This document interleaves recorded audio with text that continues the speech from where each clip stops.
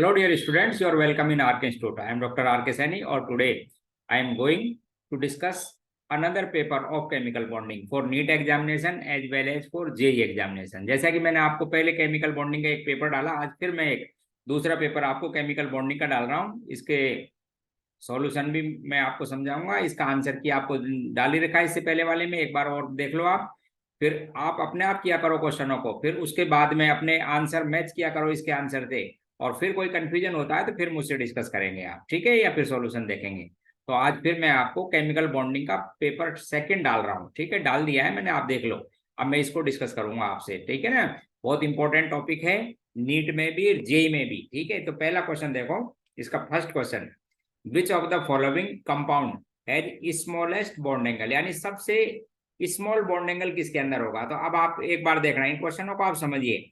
दो तरह से चेक किया जाता है बॉन्ड एंगल। सबसे पहले यदि मॉलिक्यूलर रेगुलर है, रेगुलर का मीन्स सेंट्रल एटम के वैलेंस शेल में ओनली बॉन्ड पेयर हो और बॉन्डेड एटम सेम हो, आइडेंटिकल हो, तो मॉलिक्यूल रेगुलर होता है और हाइब्रिडेशन के अकॉर्डिंग उसका बॉन्ड एंगल आ जाता है।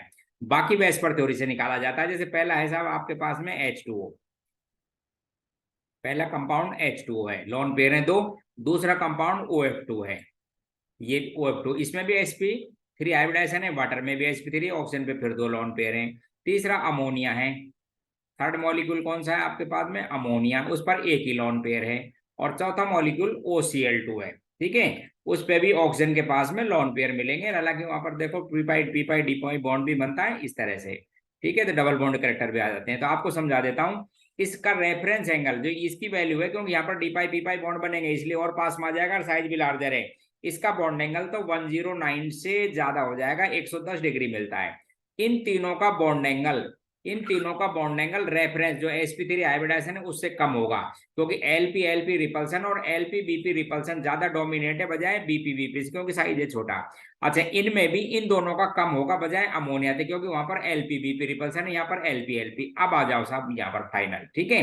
अब वेस्पर थ्योरी ये कहती है, ध्यान से सुनना, यदि बॉन्ड पेयर, ध्यान से सुनिए, यदि बॉन्ड पेयर सेंट्रल एटम के ज्यादा क्लोज हो, बॉन्ड पेयर सेंट्रल एटम के ज्यादा क्लोज हो, तो उनमें रिपल्सन होता है। रिपल्सन होने से स्प्रेडिंग टेंडेंसी बढ़ जाती है, इसलिए बॉन्ड एंगल भी बढ़ जाता है, एक तरीका। दूसरा फिर बोल रहा हूं, डिस्टोर्टेड में ध्यान रखें आप, यदि बॉन्डेड एटम की इलेक्ट्रोनेगेटिविटी ज्यादा हो तो बॉन्ड पेयर दूर चला जाता है, दूर चला जाता है तो रिपल्सन कम होता है, इसलिए बॉन्ड एंगल भी कम होता है।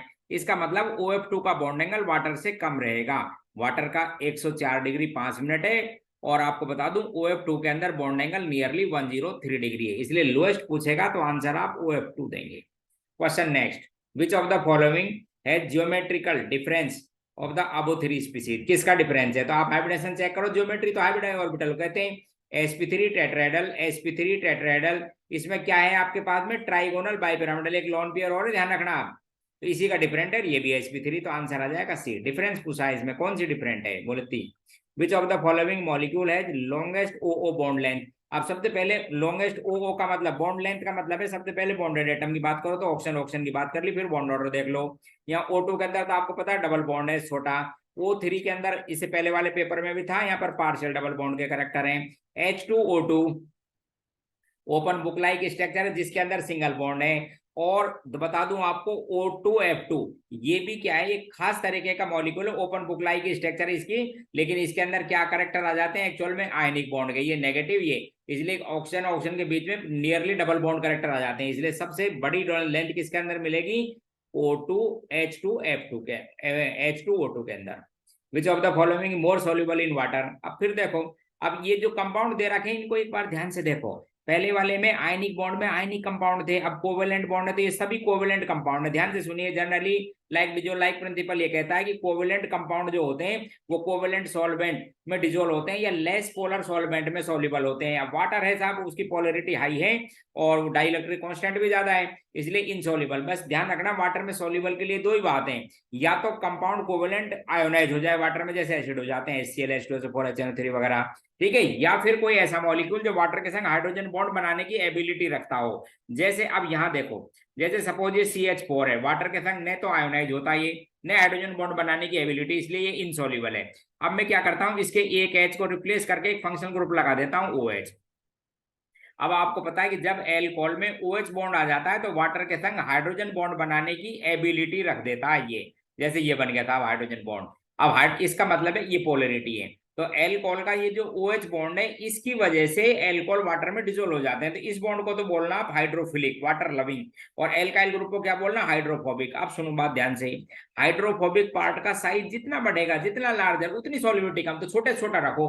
फर्स्ट ऑप्शन देखो, methyl alcohol, ethyl alcohol, propyl alcohol, ये तो कंप्लीटली इनसॉल्युबल, इनमें सबसे ज्यादा सॉल्युबल जिसमें एल्काइल ग्रुप का हाइड्रोफोबिक पार्ट का साइज छोटा। ऐसे पूछा है HCl4 स्क्वायर प्लेनर मॉलिक्यूल है, number of bond pair and lone pair repulsion बताना है 90 डिग्री पर। अब फिर देखो आप ध्यान से, आप ऐसे क्वेश्चनों को गलत मत करो, ठीक है। अब देखिए इस HCl4 में ऑक्टेहेड्रल इसके हाइब्रिड ऑर्बिटलों का अरेंजमेंट है, 4 बॉन्ड पेयर तो लगा दो प्लेन में, बॉन्ड पेयर तो लगा दीजिए प्लेन में, और 2 लोन पेयर, एक लोन पेयर प्लेन के अबो और दूसरा बिलो। अब पहले 90 डिग्री पर बात करते हैं, किसकी बात करते हैं, आपको LPBP चेक करना है, क्वेश्चन है LPBP का।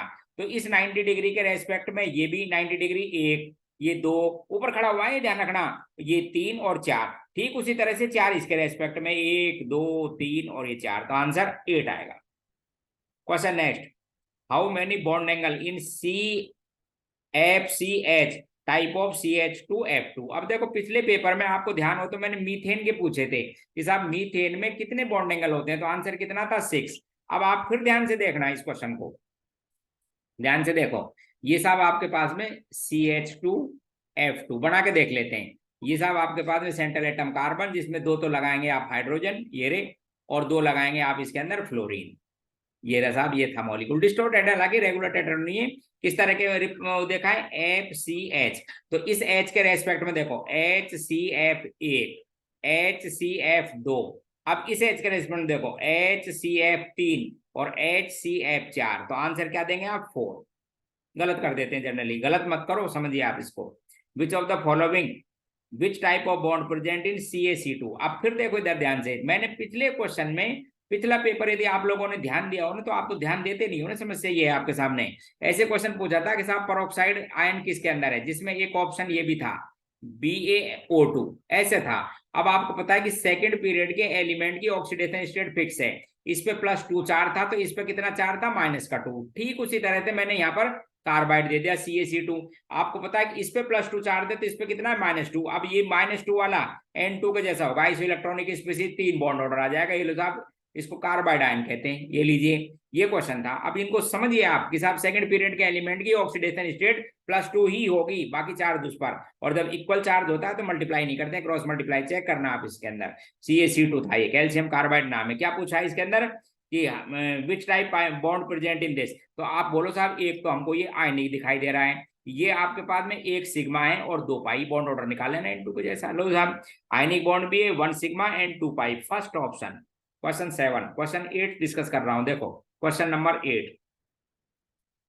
क्वेश्चन 8, हाँ, the hybridization and shape of XeO2 molecule. सबसे पहले जीनोन के आउटर मोस्ट सेल में साहब 8 इलेक्ट्रॉन होते हैं, ऐसे बना लिया करो, 8 इलेक्ट्रॉन है, जिसमें 6 तो चले गए, एक लोन पेयर बच रहा है, तो हाइब्रिडाइजेशन स्टेट आ गई sp3d। sp3d में आपको पता है ट्राइगोनल बाइपिरामिडल ओरिएंटेशन होता है, मोस्ट कॉमन। अब ध्यान रखो, बेंट्रूल ये कहता है, बेंट्रूल ये कहता है कि मोर इलेक्ट्रोनेगेटिव एलिमेंट को लगाइए आप कहां पर, एक्सियल, और उससे कम वाले को इक्वेटोरियल। तो ये कंपाउंड था, एक बचेगा लोन पेयर, तो यहां लिख देंगे इसको। तो कैसी शेप हो गई, ये सीसो, और हाइब्रिडाइजेशन स्टेट क्या हो गया, sp3d। सीसो या के टाइप भी कहते हैं, याद रखा करो। sp3d तो हो गई साहब इसके हाइब्रिडाइजेशन, और सीसो टाइप बोल, hybridisation state of carbon atom in this. अब ध्यान रखना कि जब कभी lone pair of electron resonance में पार्टिसिपेट कर देता है, तो उसको हाइब्रिडाइजेशन में नहीं मानते, क्योंकि जब वो रेजोनेंस में चला जाता है तो पाई बॉन्ड बनाता है, और पाई बॉन्ड हाइब्रिडाइजेशन का पार्ट नहीं है। हाइब्रिड ऑर्बिटल से कौन सा बॉन्ड बनता है, सिग्मा, मेनली सिग्मा एक बेंजाइन को छोड़ के। तो देखो इस कंपाउंड को, देखो कंपाउंड क्या, एक स्पीसीज है CH2 डबल बॉन्ड CH, और यहाँ पर है CH2 चार्ज लिखा हुआ है नेगेटिव। अब नेगेटिव चार्ज लाने के लिए आप सोचना इसको बॉन्ड इलेक्ट्रॉन छोड़ के गया है, इसलिए इस रेजोनेंस से और ये इलेक्ट्रॉन पेयर यहाँ चले जाएंगे, तो सब पे sp2 आपको sp3 लग रहा है नहीं, क्योंकि जैसे रेजोनेंस में जाएगा तो ये पाई बॉन्ड तो खत्म हो जाएगा, फिर पाई बॉन्ड खत्म हो जाएगा, आपको पता है, तो वही sp2, इसलिए ओनली sp2, ध्यान रखें आप, इंपॉर्टेंट पॉइंट भी है। Which of the following in which of the following pair both are non polar. अब देखो CO2 और SO2, तो SO2 पोलर ध्यान रखना क्योंकि बेंट साइड है। XeF2 और PF से ये पोलर बॉन्ड है, क्योंकि इसमें भी ध्यान रखो 3 तो लगा देना Cl, यहाँ पर 1 फ्लोरीन, तो वो कैंसिल नहीं होगा, ध्यान रखें। ये भी पोलर है, ये नॉन पोलर है XeF2। XeF2 कैसा है, नॉन पोलर, क्योंकि 180 पे लीनियर शेप है, दोनों तीनों लॉन पेयर ऐसे इक्वेटोरियल लगा देंगे, non polar. BF3 and NF3 इसके अंदर ये तो नॉन पोलर, लेकिन नाइट्रोजन का जो ट्राइफ्लोराइड है ये पोलर है, क्योंकि आपको पता है एक लॉन पेयर बचा हुआ है। अब देखो ये PF2Cl Cl3 एंड SF6। अब SF6 तो आपको पता है नॉन पोलर है ही, और इसको फिर आप बनाइए बेंट रूल के अकॉर्डिंग। तो फॉस्फोरस के साथ जिसकी इलेक्ट्रोनेगेटिविटी ज्यादा है उसको लगाओ आप एक्सियल, तो ये एक दूसरे से कैंसिल, और एक Cl इन दोनों के नेट, इसका जो रिजल्टेंट आएगा ना 120 में, उससे कैंसिल हो जाता है। तो इसमें दोनों स्पीसीज कैसी है, नॉन पोलर। आंसर 4। क्वेश्चन है arrange the following order decreasing order of boiling point. आप ध्यान रखना जब भी मेल्टिंग पॉइंट बॉइलिंग पॉइंट की बात पूछे तो सबसे पहले जो इंपॉर्टेंट फैक्टर है वो है attraction forces between the molecule. ध्यान रखना between the molecule, bond energy नहीं तोड़नी आपको, ध्यान रखें। तो मॉलिक्यूल के बीच में एंगल वो चेक किया करो अट्रैक्शन फोर्सेज। जैसे यहाँ पर कोवेलेंट है, ईथर में डाइपोल डाइपोल, एसिटिक एसिड में हाइड्रोजन बॉन्ड, एल्कोहल में भी हाइड्रोजन बॉन्ड, और प्रोपेन में फिर डिस्पर्सन फोर्स। अब ये जो एसिड होते हैं ध्यान रखो, ये एसिड के अंदर किस फॉर्म में मिलते हैं, डाइमेरिक फॉर्म में, ड्यू टू हाइड्रोजन बॉन्डिंग। अच्छा डाइमेरिक फॉर्म में मिलते हैं तो इसका मतलब है मॉलिक्यूल को सेपरेट करने के लिए आपको ज्यादा H बॉन्डिंग ब्रेक करने होंगे। तो सबसे ज्यादा एसिड का, फिर एल्कोहल का, फिर पोलर मॉलिक्यूल का, और सब डिस्पर्सन फोर्स का, लंदन फोर्स सबसे वीक। तो ये आपका आंसर हो गया। लो साहब, विच ऑफ द फॉलोइंग कंपाउंड है सिग्निफिकेंट इंटरमोलिकुलर हाइड्रोजन बॉन्ड। तो फॉर्म ध्यान रखा करो, फ्लोरीन ऑक्सीजन और नाइट्रोजन के बीच में हाइड्रोजन आ जाएगी तो बन जाएगा। जैसे देखो ये रहा बन गया, ठीक है। यहाँ पर मीथेन नहीं बनाएगा, ठीक है, इसमें हाइड्रोजन है ही नहीं, ऐसे देखा करो। देखो क्वेश्चन, एसीटोन और ये आपके पास में प्रोपेनॉल सेम फंक्शनल ग्रुप है, but acetone has higher boiling point than propanol. अब मैं आपको लाइन समझा देता हूँ ये क्वेश्चन यहाँ क्यों डाले गए हैं। आप इनको ये मत सोचो ये ऑर्गेनिक के क्वेश्चन है, बिल्कुल नहीं, ये केमिकल बॉन्डिंग के क्वेश्चन है, और वहां भी ऑर्गेनिक में भी फिजिकल प्रॉपर्टीज पढ़ते समय यहीं से बताऊंगा मैं। इसलिए ध्यान रखिए आप कि ये जो एल्डिहाइड और कीटोन होते हैं इनके अंदर पोलरिटी बहुत हाई होती है, ध्यान से सुन लो। इनके क्या है, डाइपोल मूवमेंट बड़े ज्यादा होते हैं, इसलिए इनके अंदर dispersion, dipole dipole attraction stronger. अब ध्यान रखिए कि ये जो कीटोन है इसका डाइपोल मूवमेंट एल्डिहाइड से ज्यादा होता है, क्योंकि इसका तो आपको पता है इंडक्ट इफेक्ट जीरो एज्यूम किया जाता है, ये एल्काइल ग्रुप क्या है, प्लस आई इफेक्ट के हैं, तो इसके अंदर पोलरिटी इजीली सेपरेट हो जाते हैं पोल। इसलिए कीटोन के डाइपोल मूवमेंट एल्डिहाइड से ज्यादा corresponding, and hence the attraction forces between ketone molecule are stronger than aldehyde, therefore strong dipole attraction forces। ये आंसर क्वेश्चन, ये क्वेश्चन था वो नीट 2023 में जो क्वेश्चन 4 क्वेश्चन बता रहा तो उसमें एक तो ये रहा, मैंने कुछ भी चेंज नहीं किया है। एच पूछा है total number of species not having 8 electron in their outermost shell. तो साहब एक तो ElCl3 रही 6 इलेक्ट्रॉन है, एक BeCl2 रहा 4 ही है, और एक PCl5 जिसमें 10 है। उसने पूछा है 8 नहीं हो, चाहे कम हो या ज्यादा हो, तो आंसर क्या टिक करके आना था, बी ऑप्शन। फिर क्वेश्चन बढ़िया, क्वेश्चन 15 ये पूछा है XFXO बॉन्ड एंगल। देख एक तो लिख रखा है आपको कौन सा, CF4। देखो इसको भूलना नहीं, रेगुलर मॉलिक्यूल है इसलिए बॉन्ड एंगल एग्जैक्ट हाइब्रिडाइजेशन का अकॉर्डिंग आ जाएगा 109। अब दो इरेगुलर मॉलिक्यूल है, देखो उनको और लगाना वेस्पर थ्योरी, जैसे मैं बोलूं फिर वेस्पर थ्योरी का एक पॉइंट ध्यान रखो, 3 ही पॉइंट नोट कराए मैंने, और 3 ही होते हैं ध्यान रखें, तो उन्हीं में सब आ जाते हैं। देखो अब ये था आपके पास में POF3 डिस्टॉर्टेड मॉलिक्यूल बोलेंगे, हाइब्रिडाइज स्टेट तो sp3 है। अब ध्यान रखो कि जब बॉन्ड पेयर फिर जितने सेंट्रल एटम के क्लोज, अट्रैक्ट रिपल्सन ज्यादा, स्प्रेडिंग टेंडेंसी ज्यादा, इसलिए एंगल भी ज्यादा। तो ये जो बॉन्ड है, ये जो बॉन्ड एंगल है, ये बॉन्ड पे डबल बॉन्ड और सिंगल बॉन्ड का रिपल्सन है, ये ज्यादा रहेगा बजाय इससे, इसलिए इसका बॉन्ड एंगल 109 डिग्री से कम लिखना है, चाहे कितना भी हो। जैसे 103 होता है वो आपको लर्न नहीं करना, लेकिन क्या बोलना है कि 103 से कम, क्योंकि ये बढ़ेगा तो ये कम होगा, क्योंकि sp3 हाइब्रिडाइजेशन स्टेट है।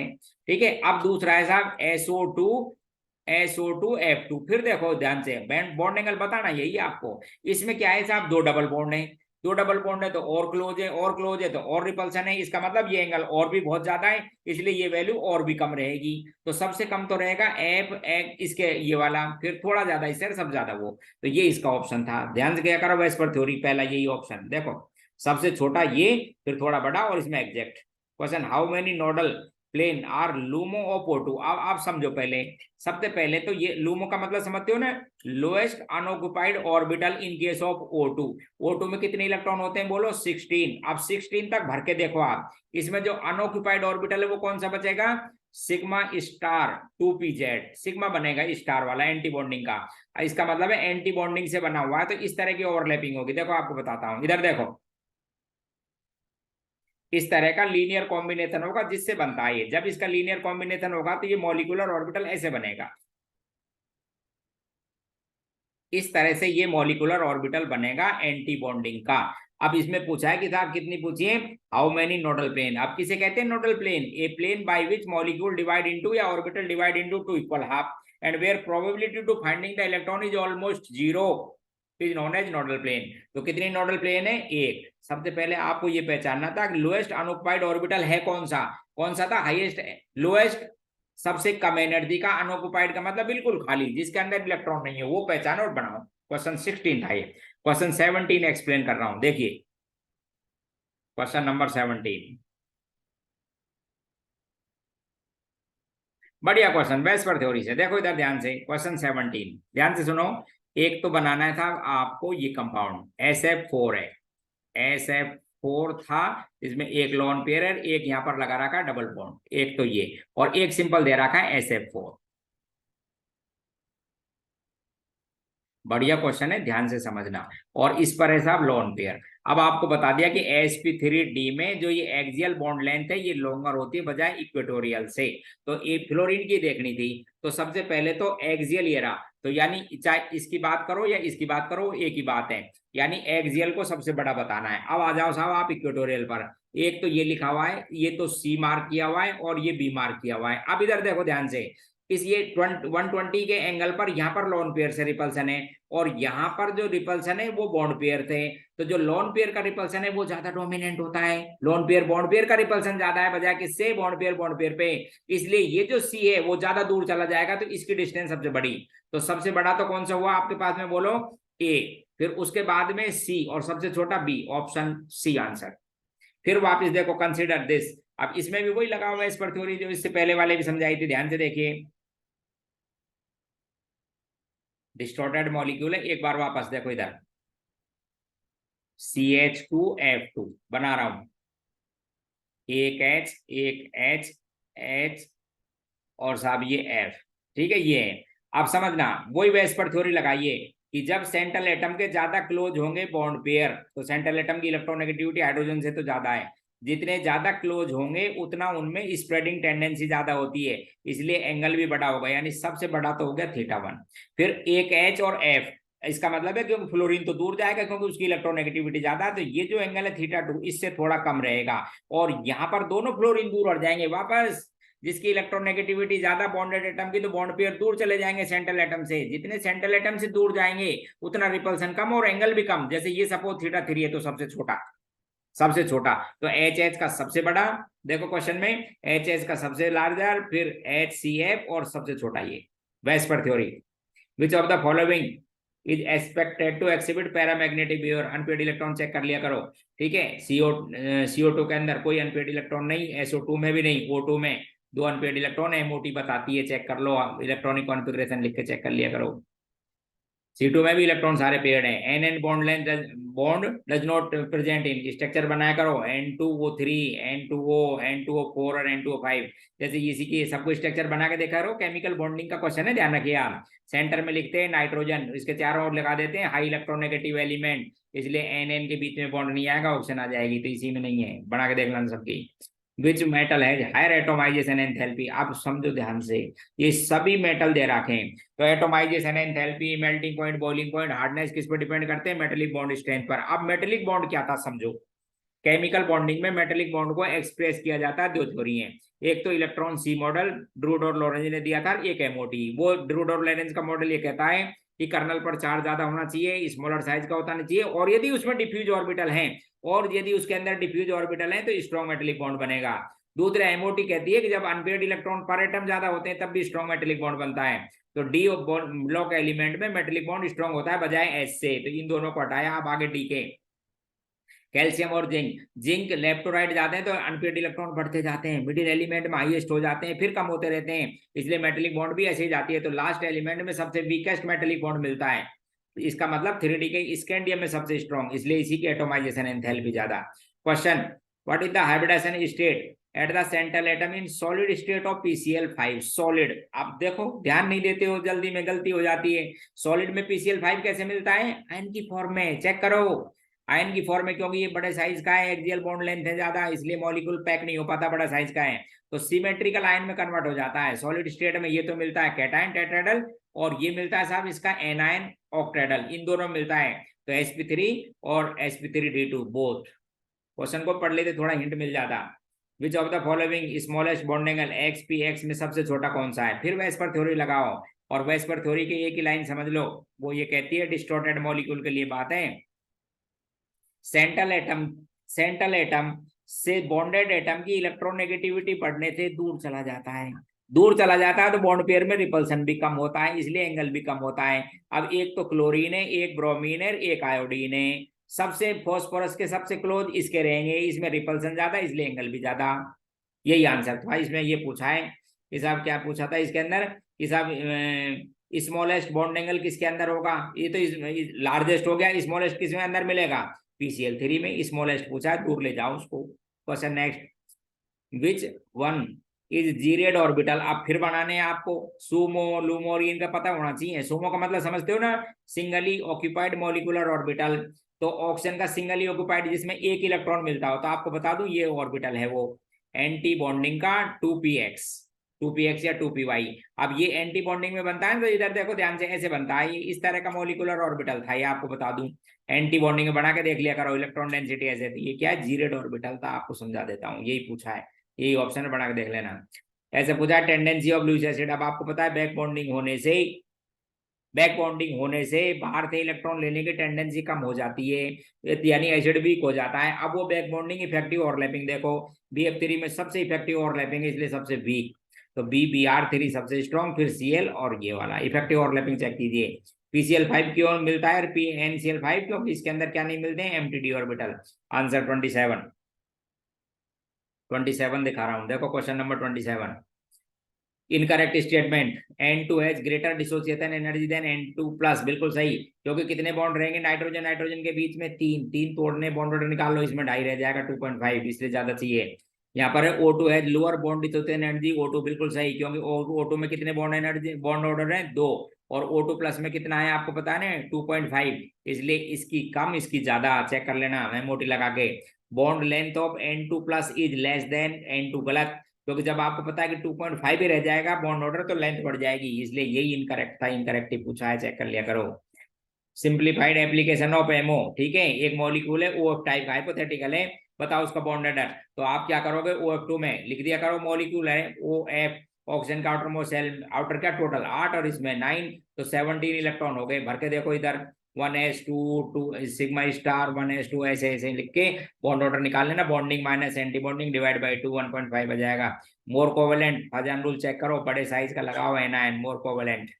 Which pair incorrect about the dipole moment? पहला देखो, एक एक्सेप्शन है, ध्यान रखना, क्योंकि फ्लोरीन और क्लोरीन में मिथाइल की ज्यादा होती है, सही है, HCl HF में भी सही है, NF अमोनिया भी सही है, ध्यान रखना, क्योंकि नाइट्रोजन है ना, नाइट्रोजन और फ्लोरीन में इधर बॉन्ड पेयर फ्लोरीन की ओर रहेगा पोलैरिटी, और लॉन पेयर आउटसाइड, इसलिए इसकी कम आएगी, रिजल्टेंट आएगी, ये भी सही है। ये गलत है, क्योंकि आपको पता है, देखो इसको, क्लोरीन में कितना बॉन्ड एंगल रहेगा यहाँ पर 109 के आसपास, और जब cos थीटा 90 डिग्री से ऊपर जाता है तो उसकी वैल्यू नेगेटिव आ जाती है, इसलिए बॉन्ड की पोलैरिटी कम हो जाती है। जैसे मैं आपको इसको थोड़ा सा बना के दिखाऊं, समझ बैठ जाएगा, देखो इधर, जैसे इसकी बात करता हूं मैं आपसे, इसकी बॉन्ड पोलैरिटी ऐसे, कार्बन हाइड्रोजन की, ये बॉन्ड पोलैरिटी एक दूसरे से क्या हो जाएगी, अपोजिट या कैंसिल टाइप की हो जाएगी, जबकि H लिखता तो कार्बन की ओर ही होगी, तो इसकी कम आएगी, जो ज्यादा लिखी हुई है, इनकरेक्ट है।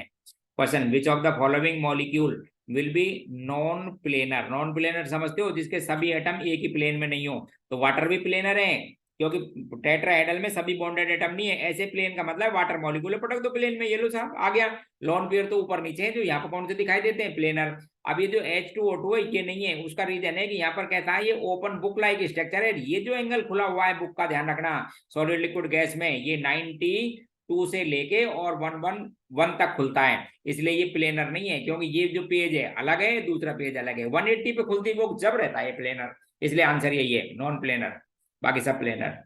Which of the following molecule dz square orbital does not involve in bonding? ठीक है, तो ऑक्टेडल में भी आते हैं, ट्राइगोनल बाइपिरामिडल में भी आते हैं, पेंटागोनल में, स्क्वायर प्लेनर में नहीं। स्क्वायर प्लेनर पता है कौन से आते हैं? dx square minus Y square, क्योंकि प्लेन में होते हैं वो चारों बॉन्ड, इसलिए इसमें नहीं आते। क्वेश्चन 32 के बाद 33 एक्सप्लेन कर रहा हूं, ध्यान से देखिए। क्वेश्चन 33,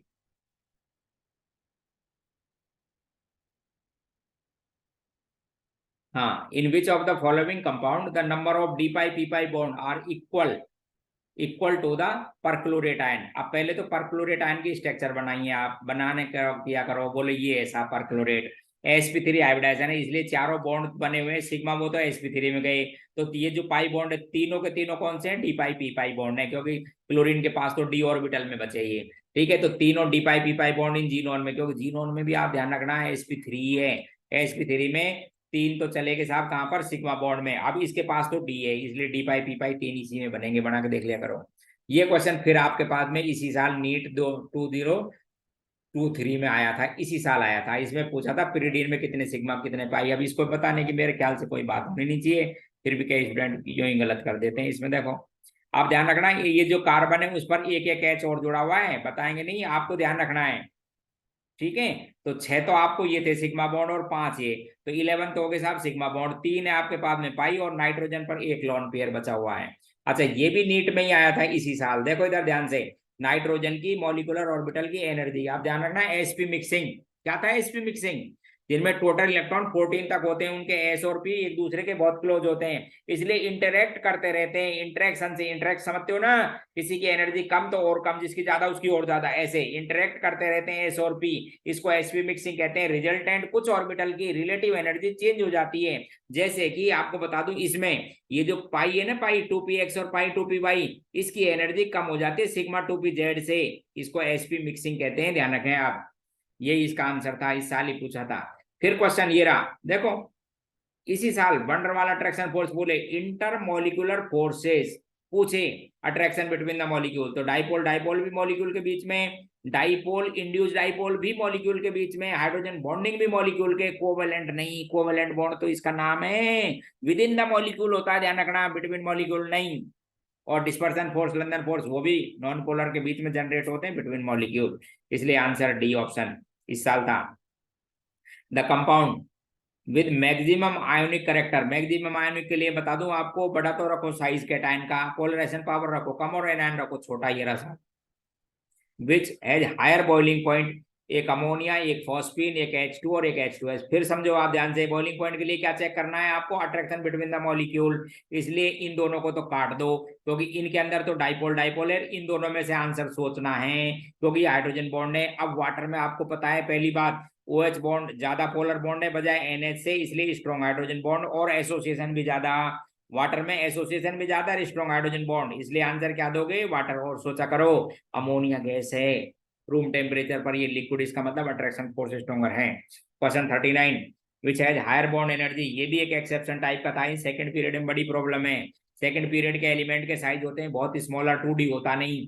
अच्छा, बहुत जब छोटे साइज होते हैं तो बॉन्ड लेंथ भी कम होती है, इसलिए एलपी रिपल्सन डोमिनेट हो जाता है, बॉन्ड एनर्जी कम, जैसे फ्लोरीन की bond energy chlorine as well as bromine से भी कम हो जाती है, तो हाईएस्ट बॉन्ड एनर्जी क्लोरीन की देना। क्वेश्चन 40, विच मॉलिक्यूल है वन अनपेड इलेक्ट्रॉन, एक अनपेड इलेक्ट्रॉन तो बना के देख लिया करो, एक अनपेड इलेक्ट्रॉन 15 इलेक्ट्रॉन है इसके अंदर, एक ही बचेगा इधर, ये डायमैग्नेटिक है, ये भी डायमैग्नेटिक, इसमें दो हैं, समझ गए? विच of the following does not have predominantly inter, inter का मतलब बिटवीन मॉलिक्यूल हाइड्रोजन बॉन्ड, तो ये ऑर्थो नाइट्रोफिनॉल में इसमें इंटर नहीं बनती, इंट्रा बनती है, क्योंकि इंट्रा में पास पास होते हैं, जैसे ये है ऑर्थो नाइट्रोफिनॉल, देखो ये रहेंगे, तो जब पास पास होते हैं ना तब यानी इंट्रा बनती है, इंटर नहीं, ये इसका आंसर था। Which has higher lattice enthalpy, अब समझो लेटिस एंथैल्पी का फिर वही क्वेश्चन, लेटिस एंथैल्पी के लिए चार्ज का प्रोडक्ट होना चाहिए, ज्यादा साइज होना चाहिए स्मॉलर, तो चार्ज पोटेशियम आयन तो सब में, ध्यान से देखो क्यों भाई, सभी कंपाउंडों में K+ तो है ही साहब, कैटायन पर तो मोनोवेलेंट है वो। अब एनायन चेक कर लो आप, क्योंकि लेटिस एंथैल्पी का फिर वही फॉर्मूला है, lattice enthalpy directly proportional to the force है कूलम्बिक लॉ, अट्रैक्शन ये चार्ज के प्रोडक्ट में और रेडियस कैटायन प्लस एनायन की रेडियस। तो आप समझो कि तो मैंने रख दिया सेम। एनायन चेक करो, एनायन में साहब एक तो क्लोराइड है, चेक करो एक ऑक्साइड है, एक परऑक्साइड है और एक आपके पास में सुपर ऑक्साइड है, इसलिए इन दोनों को हटाओ पहले। तो अब ये दो बचे, ये स्मॉलर साइज है इसलिए ऑक्साइड, पोटेशियम ऑक्साइड ये रहा साहब। SF4 CH4 और HCF4 के बारे में बताना है। पहली बात तो स्ट्रक्चर तो इनकी डिफरेंट है ही, क्यों भाई, मॉलिकुलर शेप अलग अलग है। ये सीसो है, ये रेगुलर टेट्राहेड्रन है, ये स्क्वायर प्लेनर है। इस पे एक लॉन पेयर है सेंट्रल एटम पे, इस पे कोई नहीं, इस पे दो है। ये इसका आंसर देखो। क्वेश्चन 44 दिखा रहा हूं आपको, देखिए क्वेश्चन नंबर 44। क्वेश्चन 44 देखें, ये रहा क्वेश्चन है। Correct order of the polarisability of following ionic species. अब ध्यान रखो, पोलराइजेबिलिटी समझते हो कि जो कैटायन है एनायन के इलेक्ट्रॉन क्लाउड को अपनी ओर अट्रैक्ट करता है तो इसको डीफॉर्म्ड कर देता है, इसी को पोलराइजेबिलिटी कहते हैं, जिससे कोवेलेंट कैरेक्टर आ जाते हैं। तो बड़ा साइज रखिए, आयोडीन सबसे ज्यादा बड़ा, इसकी सबसे ज्यादा, फिर ब्रोमीन, फिर क्लोरीन, पहला ही आंसर सही। फिर पूछा है which of the following ion does not have pseudo inert gas configuration. पहले समझो स्यूडो किसको कहते हैं। कैटायन जिसके आउटर मोस्ट शेल में 18 इलेक्ट्रॉन होते हैं उसे कहते हैं स्यूडो इनर्ट गैस। वो कहता है कि मैं इनर्ट गैस जैसा हूं, outermost shell full filled है, लेकिन इनर्ट गैस कहते हैं 8 को। तो आप ध्यान रखो इसके भी। अब जैसे जिंक +2 है, जिंक +2 में क्या लिखते हैं, आउटर मोस्ट शेल में 3s2 3p6 और 3d10, क्योंकि 4s तो गया, अब आउटर मोस्ट शेल में काउंट करो 18, इसलिए स्यूडो। इसी तरह से जैसे स्कैंडियम लिखते हैं, ये स्यूडो नहीं है, देखो स्कैंडियम के आउटर मोस्ट शेल में मैं आपको समझाता हूँ। स्कैंडियम ऐसा है, लास्ट में लिखा हुआ है साहब 4s2 और 3d1, +3 बनाने के लिए, +3 लाने के लिए तीनों निकल जाएंगे, इसलिए क्या बचे आपके पास में 3s2 एंड 3p6। कितने इलेक्ट्रॉन है, 8, इसलिए इनर्ट गैस स्यूडो नहीं, ये इसका आंसर था, बाकी सब में स्यूडो है, ध्यान रखें आप। तो ये आपके पास में केमिकल बॉन्डिंग का पेपर था सेकंड, इसकी की मैंने आपको डाल दी है। एक बार और बता देता हूं, अपने आप पहले क्वेश्चन खुद कीजिए, फिर आंसर चेक करो और फिर इनकरेक्ट हो तो फिर आप सॉल्यूशन देखना, ठीक है। इसके बाद में अगली क्लास में फिर और डालूंगा केमिकल बॉन्डिंग का, या अगला नेक्स्ट टॉपिक। इनको तैयार करें, आपको समझा दिया, बहुत इंपॉर्टेंट टॉपिक है, नीट में भी जेई में भी हर बार आता रहता है, और इनऑर्गेनिक का सबसे बेसिक टॉपिक है, जिसको इनऑर्गेनिक समझनी है, केमिकल बॉन्डिंग बहुत अच्छी तरह करना है, particularly VSEPR theory, MOT, hybridisation state, hydrogen bonding और अट्रैक्शन फोर्सेज बिटवीन मॉलिक्यूल, जिसको वंडरबाल कहते हैं, ठीक है। बंद कर रहा हूँ, ओके बाय।